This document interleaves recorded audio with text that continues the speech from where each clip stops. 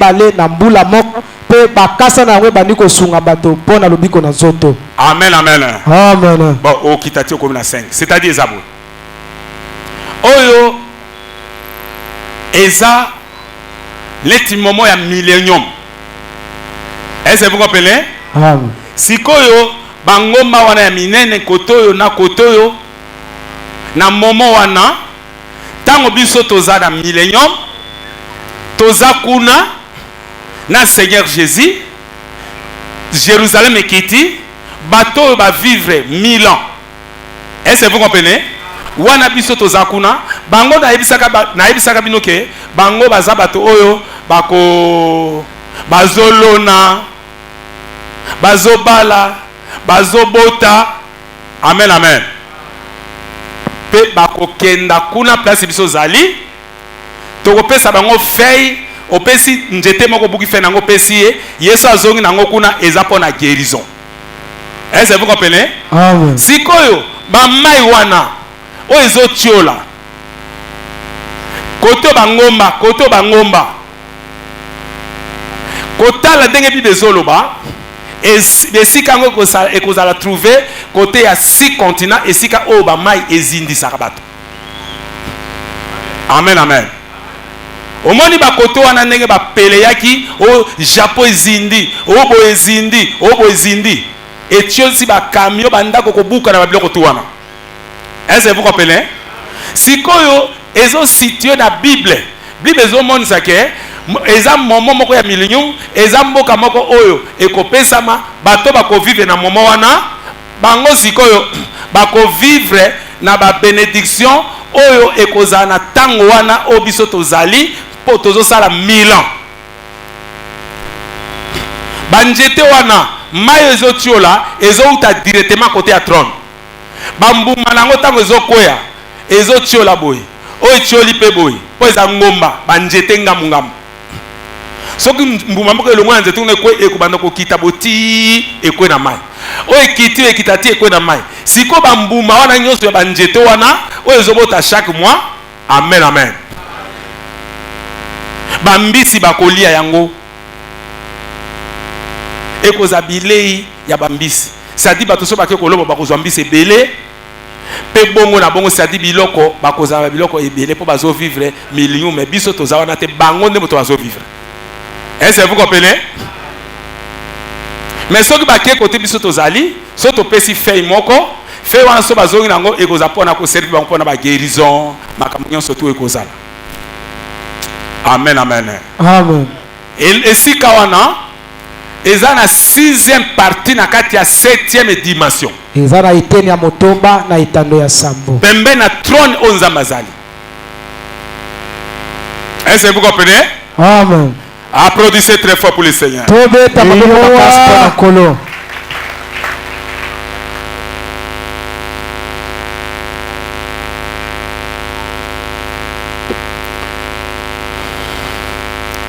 OK. Maintenant 7e dimension, 7e partie. Siko etando ya sambo, eteni ya sambo. Amen, amen. Amen. Bolembi? À place ya suka. Amen, amen. Amen. Makambo biso koyoka kande yango. Oyo. Ulelela. Tokomi siko na 7e partie. Ya 7e dimension. Eteni ya sambo ya etando ya sambo. Palais royal. Ndakwa bokonzi. L'habitation de Dieu. Efande ya Nzambe. Amen, amen. Amen. Touti kotanga na somme. Kenza mavai na palais na ye. Na trône na ye. Amen, amen. Amen. Palais royal, l'habitation de Dieu. Ndakwa bokonzi efande ya Nzambe. Dieu dans le tonnerre c'est la voix. Zambe kati na bakake pe bakake zane mwingongo. Est-ce que vous comprenez? Amen. Le sceau c'est la Bible. Elembo de Biblia. Est-ce que vous comprenez? Amen. Ça dit Nzambe kuna na trône na ye tango avandi mongongo na eloko tonnerre. Est-ce que vous comprenez? Tango nzambe alobaki, tango ba Israël balingi bakutana ye. Tango alobaki kouta na trône na ye, Israël nyonso tout maloba na nzambe ezalaki kake. Moto moko okoyoka ngo te. Moïse tokokufa. Yo moko yoka ka yako yebisa biso. Amen, amen. Sikoba so, c'est la Bible. Et l'embondé Biblia. Mais quand on a palais royal, là où Dieu habite, il y a la voix. La voix de Dieu, c'est le tonnerre. Nandaka bokonzi sika bafandaka eza na mingongo. Pe mingongo ya nzambe za kake. Mongongo. Mongongo na nzambe za kake. Est-ce que vous comprenez? Amen. Et le sceau, c'est la Bible. Pe elembo nge Biblia. C'est pourquoi si vous écoutez quelqu'un est en train de parler sur la Bible, si ce n'est pas le prophète, il va vous parler rien que de mensonges. Soki boyoki moto bazoloba la Biblia. Soki eza mosakoli te, moto wana koloba makambo ya lokuta. Amen, amen. Amen. Parce que pour la Bible, pour que la Bible soit interprétée, c'est Dieu lui-même qui interprète la Bible. Pour la Biblia elimolama. Zambe ye moko molimboli ya Biblia. Est-ce que vous comprenez? Amen. Maintenant Dieu interprète sa Bible à travers sa bouche qui est le prophète. Siko nzamba limbola ka Biblia na ye na monoko na ye o ezali mosakoli. Est-ce que vous comprenez? Amen. Pour croire correctement à la Bible, il faut croire le prophète. Bona kondimela Biblia na mobimba esengeli kondimela mosakoli. Sans le prophète, personne ne peut vous interpréter la Bible. Kozanga mosakoli moto azate o akoli molo Biblia. Pe mongongo na nzambe motako comprendre ngo kaka mosakoli. Parce que mosakoli za instrument o nzambe abongisa po ete alobelaka bato. Amen. Yango na moni Israël to bakendeki po bayoka nzambe aloba ba comprendre ki yango te. Nde ba yebise ke Moïse yoyoka nzambe bo ya koyebisa biso. Yango na Bible lobi peuple o bazangi connaissance baza peuple sa frère. Bota ezangi mosakoli bazali boto zo tambola na bazana esika kotelema te. Est-ce que vous comprenez? Amen. Moto moko te akosabino. Église nyonso tout. Obozo mona keza message du temps de la fin te eza faux parole de Dieu. Za maluba ya maluba mabe ya nzambe. Est-ce que vous comprenez? Amen. Et si que les autres ont message à prophète, ou on a quitté vision à prophète et un message à prophète.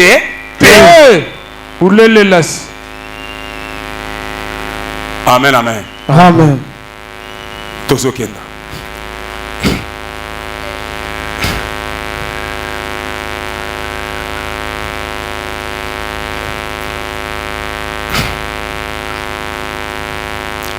La lumière des couleurs arbres environnés, l'arc-en-ciel dégage une grande lumière.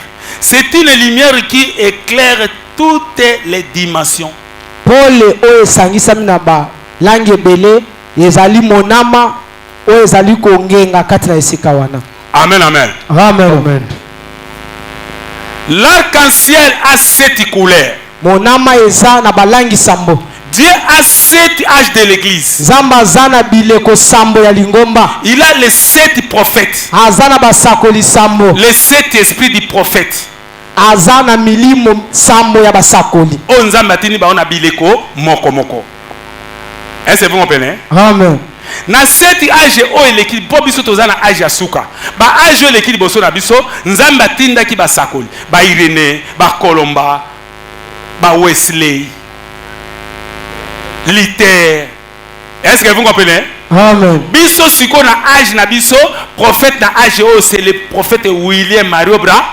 Mosakoli ya eleko oyo kombo na yo William Mario Branham. Il y a un 7e messager, il y a 7e âge de l'église. Ya zamotinda mi ya sambo ya eleko ya sambo ya lingomba. Bato nyonso tu obayoka ba voix na nzambe.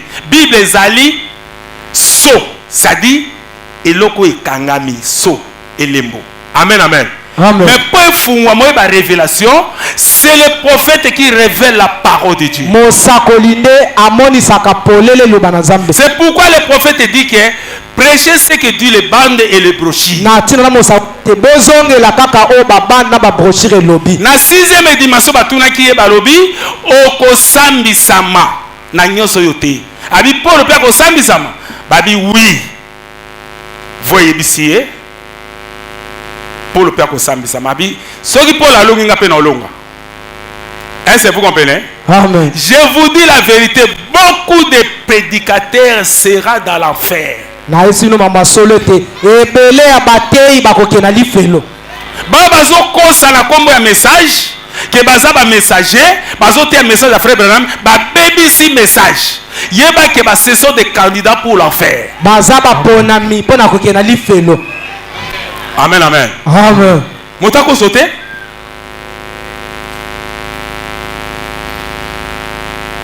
Comment message prophète Elobi a kokisi na makomi na Bible conformément à Paul mobali moko mwasi moko yo na kati ya message oloba ke non okoba la base belé.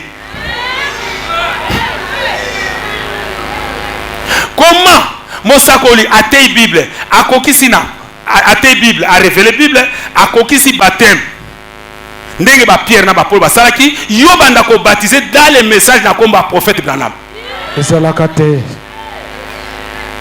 Est-ce que vous comprenez? Amen. Comment prophète a dit que dans 1965 que le Seigneur Jésus-Christ est aux de la cour yo le loi kolbao Jésus est déjà venu. Est-ce que vous comprenez? Amen. Comment mon sakazo le baké ba don et Seigneur a opéré dans l'église. Yango ezali ko jouer la lobaki yo o renier ba don na église na yo. Oboyi makabo kati na eklesa na yo. So mutakotika na molimo boye okanye babwaki libanda. Est-ce que vous comprenez? Amen. Pe mosakazo ba ke église est rejeté ba don et ko matana et ko ke na lèvement a te. Omoni. Ça dit ba BBC parole de Dieu. Bongo oyazo baptisé na kombo ya Branham. Yena ko keda. Amen, amen.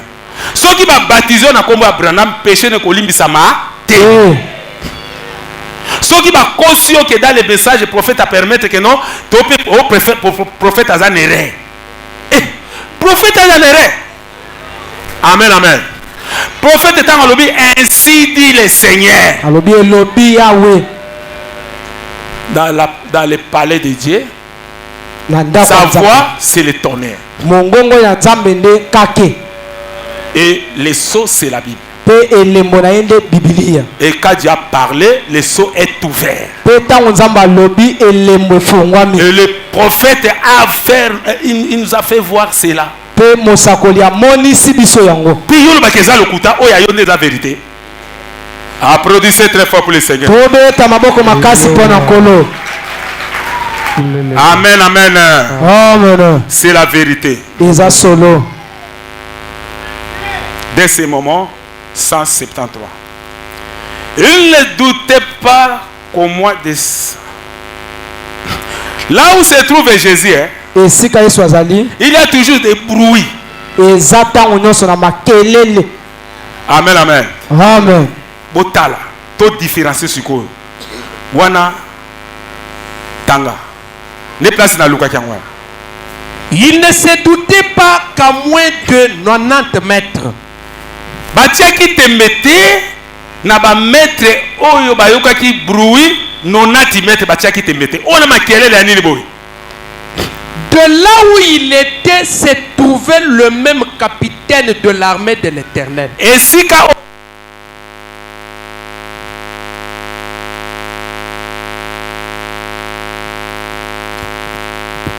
ka Yazalaki se trouvait le même capitaine de l'armée de l'Éternel. Et si ka Yazalaki Batime ezomaki wana capitaine ya armée oyo ya kolo. Car il est le même hier, aujourd'hui et éternellement. Il a entendu un bruit. ayoki makelele moko boye. Il y a quelque chose d'étrange partout où il est. Ezalaka na eloko moko ya kokamwa bisika nyonso nzambe azalaka. Il y a du bruit. Ezalaka na makelele. Les gens disaient, Bato balobaki, vous faites trop de bruit. bato bazoloba biso bino awa bozosala ba bruit mingi. Église na bino makelele ebele. Ceci est l'endroit le plus calme où l'on puisse vivre.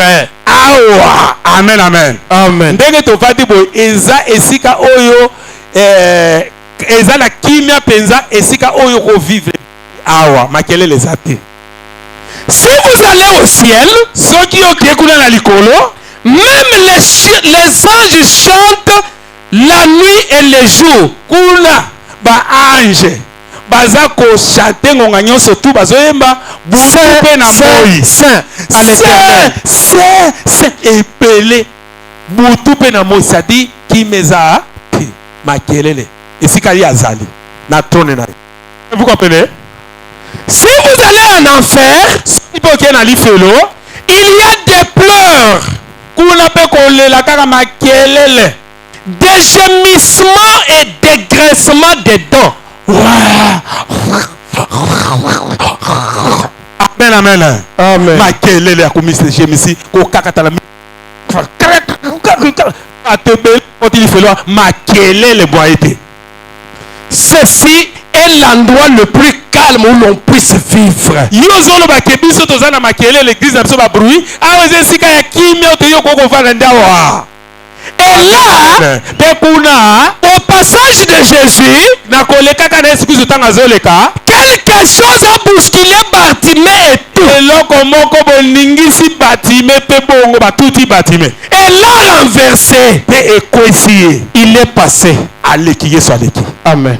Applaudissez très fort pour lui. Et si quand le Seigneur a zaka soki babi église na bino ba bruit awa eza place eza calme koleka kuna likolo kuna na likolo na trône na ye ba saint ba ange baza saint l'éternel butu mot okozwa kimia te. Applaudissez très fort pour le Seigneur. Tiakati. Amen, amen. Amen. Est-ce que vous comprenez? Amen. Écoutez, il y a 6 sortes d'anges qui entourent les trônes qui sont. eza na lolenge motoba ya banzelu o bazungulukaka ngwende na nzambe. Amen, amen. Amen. Amen, amen. Amen.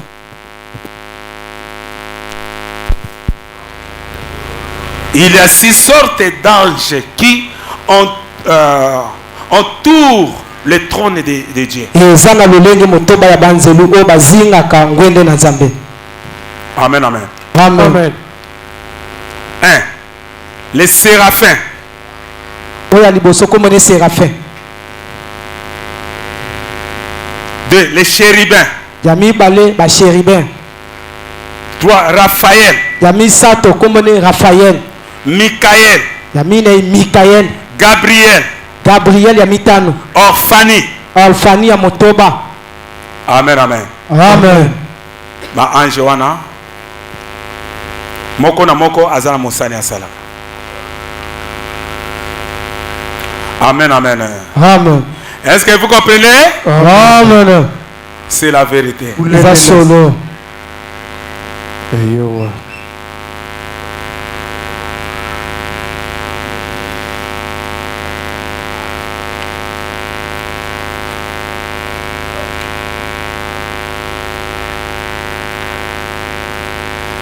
Ba séraphin bango wana zela totanga elo mo pona bango. Ba séraphin o baza pembe na Seigneur na ngwende na ye tokozwa bango wapi na Bible. Na Esaïe 6:2. sa motoba. Des séraphins se tenaient au-dessus de lui. baséraphin babandi kotelema likolo na ye. Ils avaient chacun 6 ailes. bazalaki mo na bango moko na moko azalaki na mapapu Dedans kotoba. il se couvre la face, dedans il se couvre le pied et dedans il se servent pour voler. Mibale bane kozela bango elongi, mibale bane kozela bango makolo, mibale bane kosunga bango po bapumbwa. Il cria l'un et l'autre à l'autre, hein. Bane koganga moko sima na Il muninga. disait, Bane koloba Saint, Saint, Saint est l'Éternel des armées. Mosantu mosantu mosantu ezali Yahweh na bibele. Toute la terre est pleine de sa gloire. Mabele to mokili mobimba etoni sami na nkembo na ye.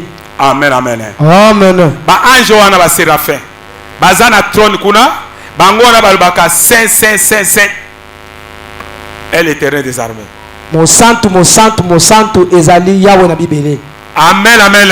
Amen. Est-ce que vous comprenez? Bososoli Baza na 6 ailes. baza na mapapu motoba. Moko bazipi elongi. Mibale bazipelongi. Mibale bazipi makolo. Mibale zo servi mo pa voler. Soki ozobondela tala ba ange o basali sumute ba pécha te. Seigneur akufela bango te. Mais baza penza sa péché banda bakelama.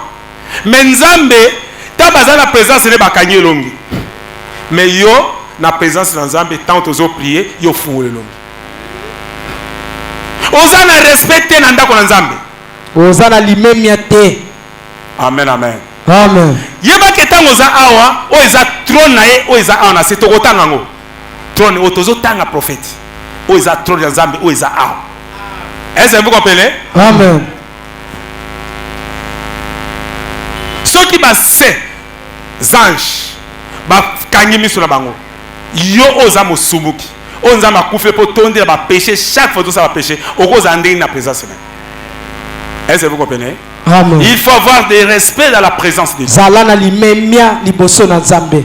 Tango tozo bonde faut ko funga miso ko kanga miso pona ni. Tango to chasaka milu mabe, soki okangi miso te, milu mabe ona prophète azolo ba ekot ba chasser épilepsie na moto oyo, yo za de épilepsie te, lobi épilepsie bandi ko bwaka yo. Babengani molimo mabe ya maladi ya ndeke pana muninga, lobi pe zui yo poto kanga. Pona ni tango ebimi, écoute oza na respecter na ndako na nzambe directement ekoteli yo. Pe yo zui malade wana soki ezaki cancer, so ezaki épilepsie, so ezaki démon ya folie okoma liboma. Eza eloko esalema mbala na mbala. Est-ce que vous comprenez? Amen. Yeba ketango oza na présence na nzambe il faut okanga miso. Applaudissez très fort pour le Seigneur. Tobeta maboko makasi pana nkolo. Les chérubins. Ba chérubin. Tokozwa bango na Bible wapi? Na Genèse 3:23. Na mokanda ibandeli. L'Éternel Dieu les chassa du jardin d'Éden pour qu'il cultivât la terre d'où elle avait été prise. Yahweh nzambe abenganaki bango na ilanga na Eden na esika bana ekolo na mabele epai wapi bango bazalaki. Bazwamaki. 24.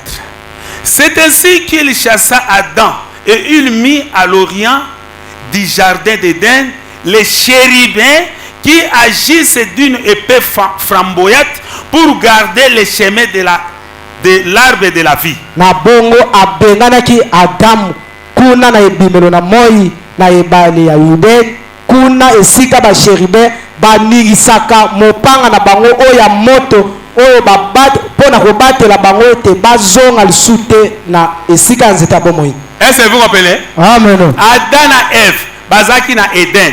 Quand basaki lisumu te, mais tant on va pécher, nzamba bengani bango atie ba chérubin pour ba garder pour motazonga lisukuna te pour azala seko na seko lisusu te. Amen, amen.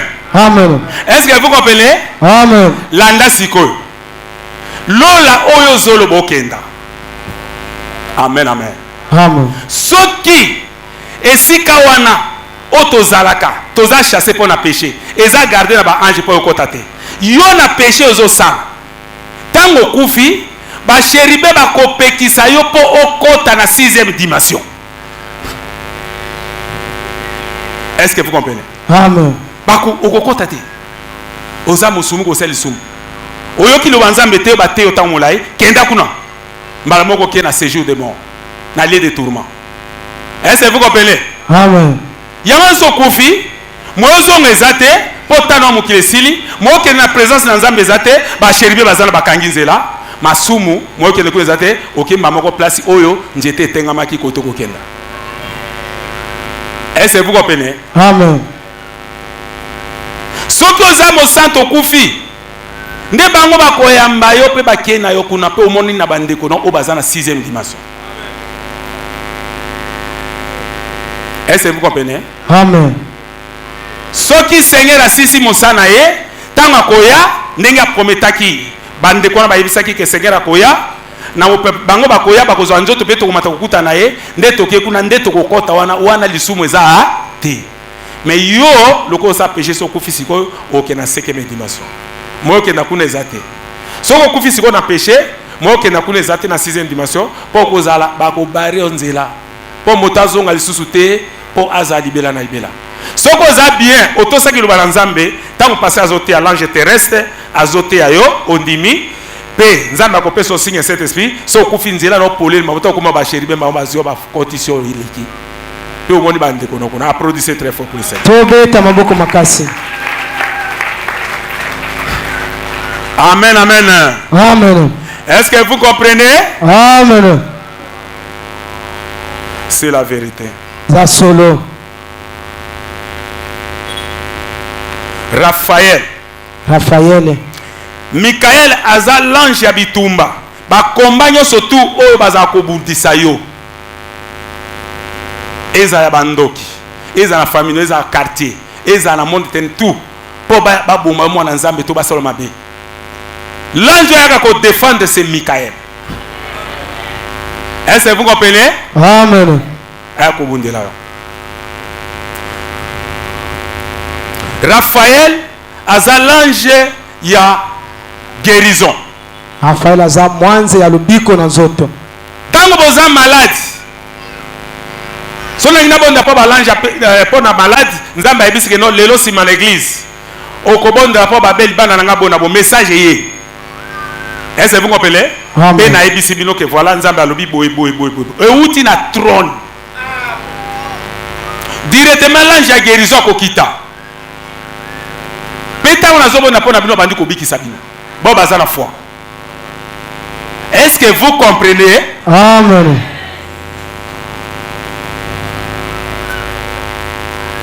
Gabriel, et l'ange a annoncé ma grande événement.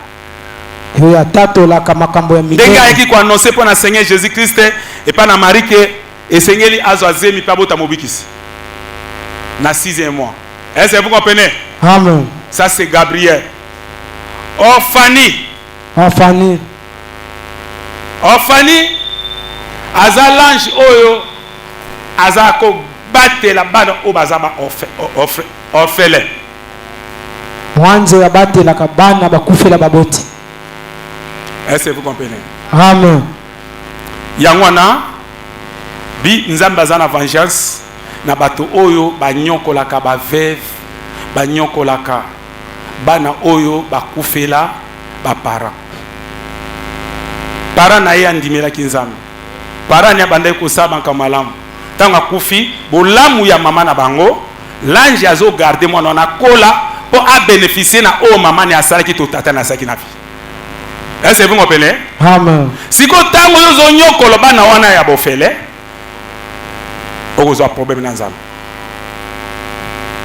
Esengeli soko moni mwana moko to akufela papa to mama pe yo bokola kaye bokola e malamu. Bénédiction na mwana wana ekoya pepa na yo. Est-ce que vous comprenez? Amen. Applaudissez très fort pour le Seigneur. Tobe tamaboko makasi pona nkolo. Waneza six sortes d'anges qui se trouvent dans les trônes de Dieu. Wana eza lolenge motoba ya banzelu oyo bazalaka na ngwende na nzambe. Amen, amen. Amen. C'est la vérité. Eza solo.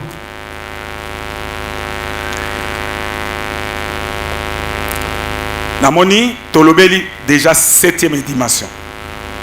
Est-ce que vous comprenez? Amen. Si ko trône kuna o eza na 7e dimension et si kanza maza si ko tozo zwango ba ke place o commissionner nzamba tini motaza tel que l'église na ye trône wana o eza wana c'est le trône de Dieu. ngwende wana eza ngwende na nzambe. Amen, amen. Amen. Pendenge trône wana ezaki trône kuna ezaki gardé na 4 ba séraphins oya sepe eza pe gardé trône na nzambe awa da stotanga. Amen, amen. Amen. Ces anges environnaient les trônes. Banjelo bane kozinga ngwende. Tandis qu'il y a 4 êtres vivants qui entourent les trônes. Ces 4 êtres vivants ont chacun 4 yeux, 2 avant, 2 arrière. Zokande ezape na bato bikela mumine ya bomoi o baza kozinga ngwende pe moko na bango azana miso minei mibale liboso mibale na sima. Amen, amen. Amen.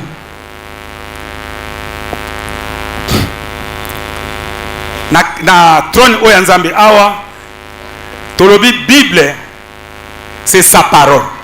Biblia nde iloba na ye. Amen, amen. Amen. Bible eza gardé na 4 anges o ba séraphins o ba bazo garder trône na nzambe. Amen, amen. Amen. Marc représente le bœuf. Malako azako talisa ngombe. Matthieu représente le lion. Matayo azako talisa kosi. Luc représente l'homme. Luka azotalisa moto. Jean représente l'aigre. Yohana azako talisa pongo. Amen, amen. Amen. Lisons les prophètes. Totanga mosakoli. Le Messie 74. J'ai prêché l'autre soir sur ces 4 êtres vivants. Na teyaki mbala moko pona ba être vivant minei. Ce n'étaient pas des bêtes. Ezalaki ba nyama te. Ce sont des êtres vivants. Eza bato oya bomo. En hébreu, dans Apocalypse chapitre 4, Na hébreu d'Apocalypse chapitre 4, le mot traduit est zone, qui signifie être vivant. mwana eza komonisa zone eza 4 êtres vivants. Dans Apocalypse 11, Apocalypse 17, Na Apocalypse 17, c'est tout à fait un autre nom. eza penza kombo mosusu. Et il signifie une bête sauvage endoptée. Eza nyama oyo ya zamba oyo azwami azali. Mais ceux-ci étaient des êtres vivants. Kasi ba oyo baza bato oyo ya bomoi. Ils étaient des chérubins comme ceux qui se tenaient à la porte pour garder le lieu saint. Bazali ba chérubin lokola ba oyo bazaki na porte kuna pona ko garder lieu très saint. Nous les trouvons dans Ézéchiel au chapitre 1. Tokozwango na Ézéchiel chapitre 1. Au moment où il y avait là la lumière, ombre de Dieu. Wana natango oyo ezalaki wana polele oyo ezali image ya nzambe.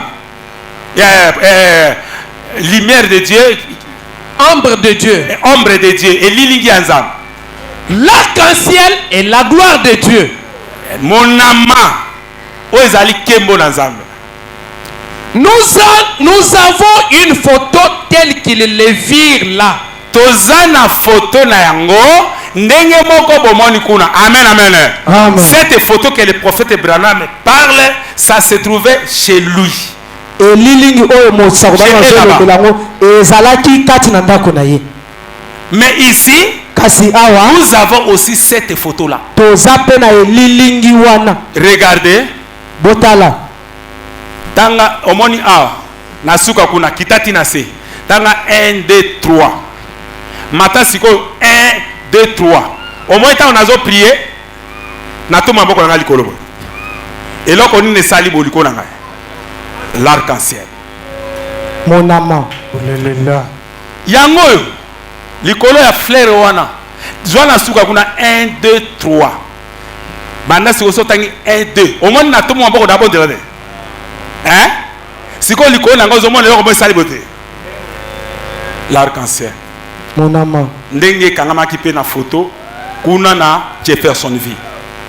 Est-ce que vous comprenez? Amen. Applaudissez très fort pour le Seigneur. Tobeta maboko makasi pona nkolo.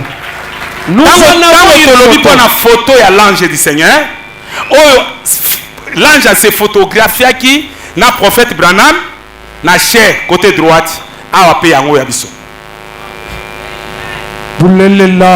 Est-ce que vous comprenez? Dans le but na arc-en-ciel o ekangami photo yango pe wana ya biso pe wana. Est-ce que vous comprenez? Amen. Applaudissez très fort. Nous en avons une photo. Et c'est juste la salle.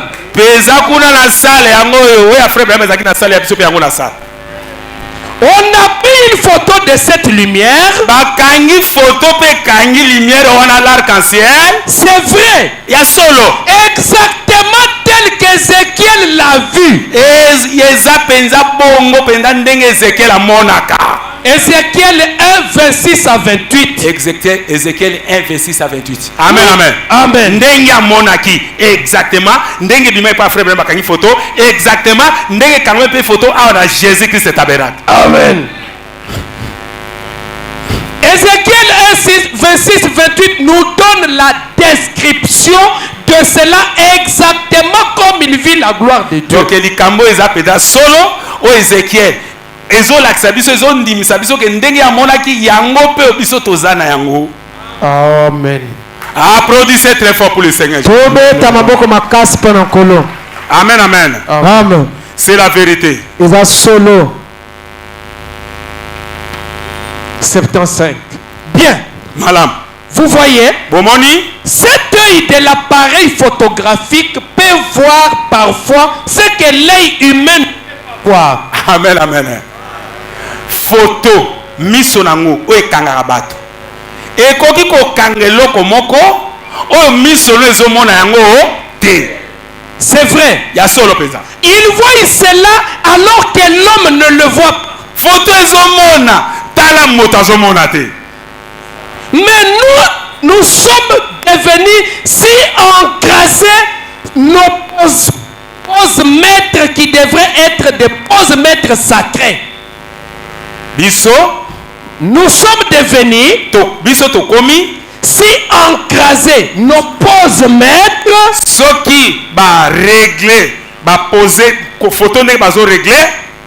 Qui devaient être des poses maîtres sacrés. Yango koki ko sala ke soki ba régler yo na ndenge ya kibonzambe sont si encrasés de stupidité et de domination et tout.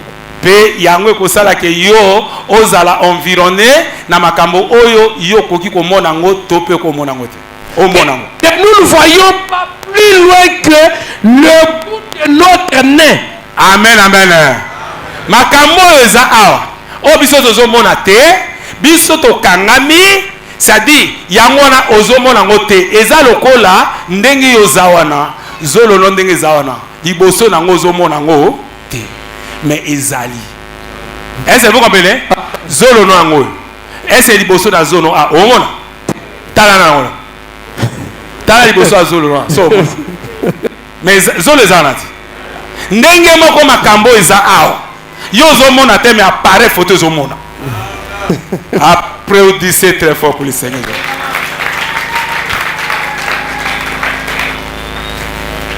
Pour quelque chose de ces gens, Topé loko moko ya lolengo. nous ne voyons pas ces choses qui sont là-bas. Tozomona te makambo eza kuna oyo eza na 4e dimension tomona ngote. Et le Saint-Esprit est ici aujourd'hui. Oli mosato aza awa lelo. Il est vraiment le même hier, aujourd'hui et pour toujours. C'est la puissance. Les mêmes signes. Les mêmes prodiges.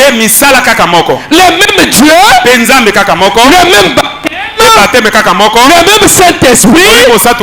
La même chose. Tout est pareil. Car il ne peut pas changer. Amen. Amen, amen. Applaudissez très fort.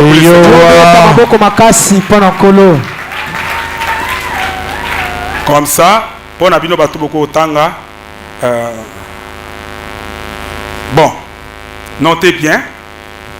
Place Otangi. Ce sont les 4 évangiles du Nouveau Testament. eza basango minei to mikapo minei ya kondima ya sika. Ézéchiel 1:15. J'ai regardé un animal et voici, il y avait une roue sur la terre, paix des animaux devant leurs quatre faces. Na monaki na mamoko pe na monaki azalaki na lolenge moko ya neti bilongi minei na mabele. Ézéchiel 1:16. À leur espèce et à leur structure, ces roues semblaient être en physolite et toutes les quatre avaient la même forme. Na lolenge na ye to pe na lolenge ya makolo minei na ye nyonso ezalaki kokokana na lolenge moko. Les aspects et leur structure étaient tels que chaque roue paraissait être au milieu des autres roues. Et lolenge na ye to etaliseli na ye boye ezalaki kaka lolenge moko na kobaluka na lolenge ya makolo na ye. En cheminant, elle allait de leurs quatre côtés. Na kotambolaka e bade kotambola na bangambo nyonso minei. Et elle ne se tournait point dans leur marche. Pe e bandaki kobaluka te na kotambola. Elle avait une circonférence et une hauteur effrayante, et à leur circonférence de quatre roues était remplie de tout autour. Na monene na yango tope na molai nango ezalaki na 4 mètres pe nyonso ezalaki na makolo to na bibalu. Quand les animaux marchent, les roues cheminaient à côté d'eux. Tango banyama bane ko tambola makolo bane ko baluka na ngamo na moko. Et chaque animal s'élevait de terre, ses roues s'élevaient aussi. Pe tango nyama nyonso abane ko tambola ba bito makolo ane pene ko tambola pe yango. Ils allaient au l'esprit de pousser à aller. Bazalaki na molimo ya kokende liboso. Et le roue s'élevait avec eux, car l'esprit des animaux était dans les roues. Pe makolo bane ko tambola na bango po ete molimo ya banyama ezalaki na makolo. Quand il marchait, quand il s'arrêtait, elle s'arrêtait. Tango yango bane ko tambola pe tango bane ko telema yango pe. Quand il s'élevait de terre, le roue s'élevait avec eux, car l'esprit des animaux était dans les roues. Tango bane ko telema na mabele bane ko telema na ilongo na bango po ete molimo na banyama ezalaki na makolo. Au-dessus des têtes des animaux, il y avait comme un ciel de cristal resplendissant qu'il s'étendait sur leur tête dans le haut. Likolo na mituna banyama wana ezalaki lokola na lola likolo na yango bane ko monisa polele pe bane ko tama na mituna bango na ndenge na likolo. Nous avons encore les 24 anciens autour du trône. Toza pe na bampaka tukumbale na minei o baziki. Il se compose les 12 tribus d'Israël. Bango bakabwani na mabota zomi mibale na Israël. Bauti na mabota zomi na mibale. Et les 12 apôtres de Jésus-Christ. Nde ezape ba 12 tribus d'Israël plus 12 apôtres de Jésus, ça fait 24 anciens. Au bazar ko représenter ciel. Amen. 24 anciens au bazar na trône nzambe. Awa na mokili eza représenté na 12 tribus d'Israël na 12 apôtres. Est-ce que vous comprenez? Amen. Bon, Apocalypse chapitre 4, deuxième partie, paragraphe 236. Vous pouvez maintenant voir d'où viendra les secousses. Ils ne discernent pas le temps dans lequel nous vivons. Les gens ne saisissent pas la signification. Signification makambo. Le premier trône était dans les cieux. Le trône de jugement. Le second trône était en Christ. Le troisième trône est dans l'homme. Amen, amen. Premier trône ezaki na likolo pona kosambisa. Deuxième trône ezaki kati na Christ. Est-ce que vous comprenez? Troisième trône ezakati namo na moto wende ya qui est misato cet homme. Motangonan. Un homme envoyé de Dieu moto ya tindami na Nzambe soko comme place ya Zali ndenge bozawana vous êtes devant le trône de Dieu. bozali boso na ngwende na Nzambe Vous tentez d'être bozawana bozo sambisama.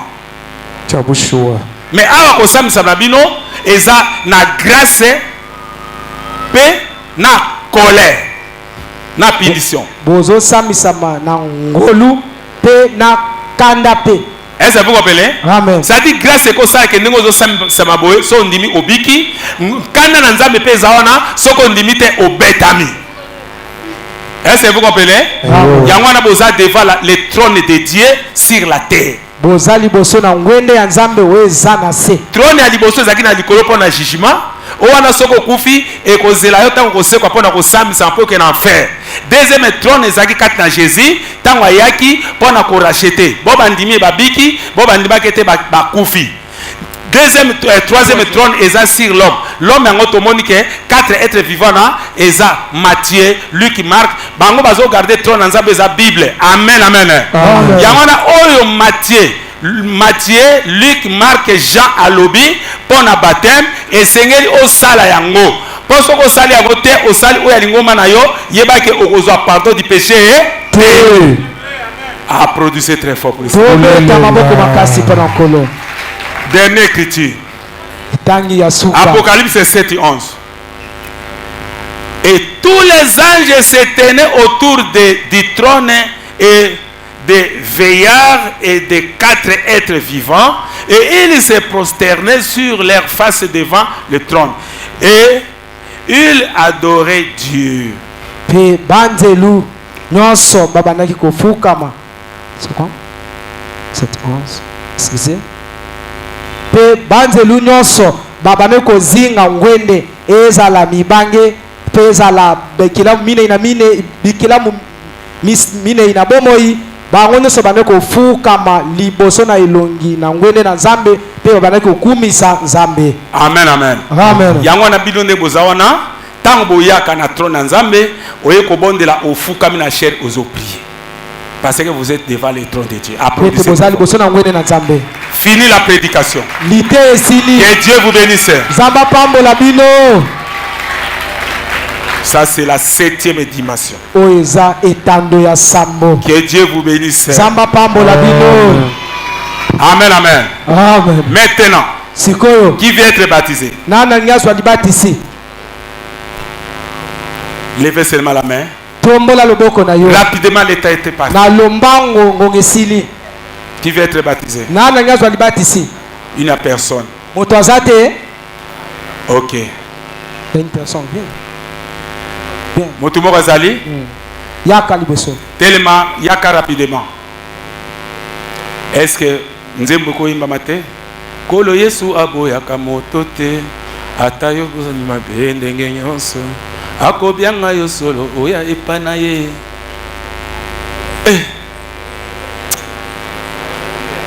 Amen, amen. Amen. Il faut vous préparer à tabazobi que votre baptême au quotidien moko na obeti nzembo bandi ko. Qui veut être baptisé? Nana ngazwa libati. OK, tozaka na ser moko. Applaudissez très fort pour le Seigneur. Bino nyonso botika so bobatisami eza bien nzambe apambola bino. Lobby ser oya. Okoya na elambano échange 7h30 okozwa enseignement pesi matokita na mai pona baptiser. Mibale. OK. Seigneur natiki bona mboko na yo. Na kombo na Jésus Christ va protéger, sécuriser, mais nous allons te toucher par ni homme de la mort. Dans bakoya, ba la présence no ba enseignement, ba kitana mai bazanga te mokolo koya na ba santé le moko. Na kombo na kolo mo bistam Jésus Christ. Amen. Amen. Bozonga lobi boya rapidement na 7h30. Que Dieu vous bénisse. Zamba pambola bino. Bon malade.